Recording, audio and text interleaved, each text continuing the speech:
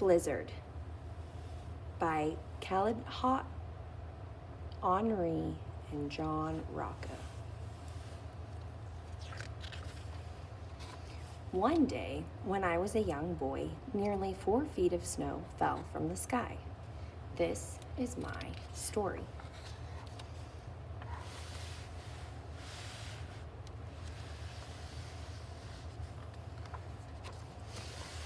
The first flake fell right before recess. It was followed by many, many more. The snow continued to fall through the night, and I thought it would never stop. The next morning, the snowdrifts were so high we couldn't open our front door. So we went out the window instead.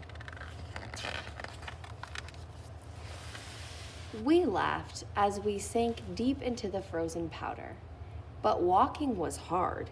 It was like trying to move through white quicksand. Oof! Every few steps, I had to stop and rest. It was even too deep for our sled. We need sled dogs. When we went back inside, we were cold, wet, and tired. Welcome back, explorers. We made camp by the wood stove, and our feet tingled as we sipped hot cocoa made with milk. On the third day, Dad shoveled the driveway so he could get the car out when the snowplows came. We dug tunnels and secret rooms under the snow. An igloo can keep you warm in sub-zero temperatures. What's an igloo? By day 4, the plows still hadn't come. I wondered if we'd ever see grass again.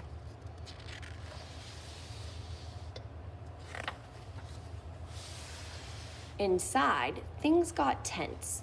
As our food started to run out, I knew we couldn't survive much longer on cocoa made with water. We really need to get to the store, but the roads aren't plowed, and we currently can't walk through this. Certainly can't walk through this.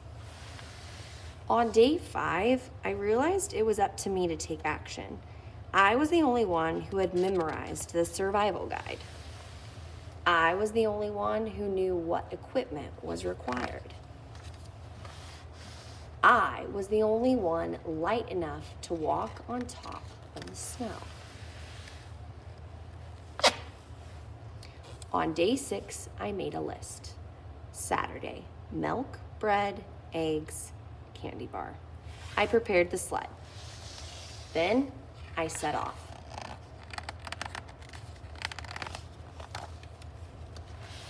My usual landmarks were covered by snowdrifts, cat food, candles, but I managed to check in with the neighbors on my long journey. Checked in with the neighbors, helped build a snowman, climbed a lookout, went the wrong way, made a snow angel, explored an igloo, joined a snowball fight, and I finally made it. Coffee, peanut butter, okay. At last, I reached the store. I was tired, hungry, and chilled to the bone, but I couldn't think about myself. I was on a mission. Are you going to carry all this back by yourself? Yes, sir. I've got my sled. Yes, he's on his way back now. On the return trip, I raced to drop off the groceries before the sun went down. Wow! Grateful smiles and cheers gave me the energy I needed to make it back home. Meow! Woof! That night, we all had hot cocoa made with milk, and it had never tasted better. It was a perilous journey. But there was something else we still needed. Snowplows.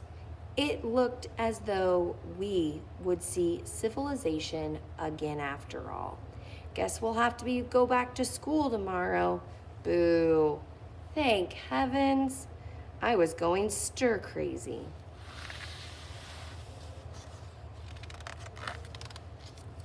We had survived the blizzard. The blizzard of 78. On Monday, February 6th, 1978, New England experienced one of the biggest snowstorms in its history.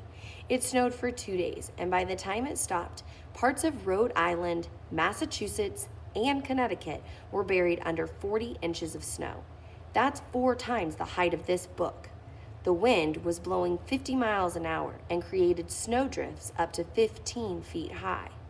Where I grew up in Rhode Island, it took over a week for snowplows to get to our street. This book is based on my experience as a 10-year-old boy in that blizzard and how I got to the store over a mile from my house with tennis rackets tied to my feet. For Alea, who always wants to hear stories about when I was little.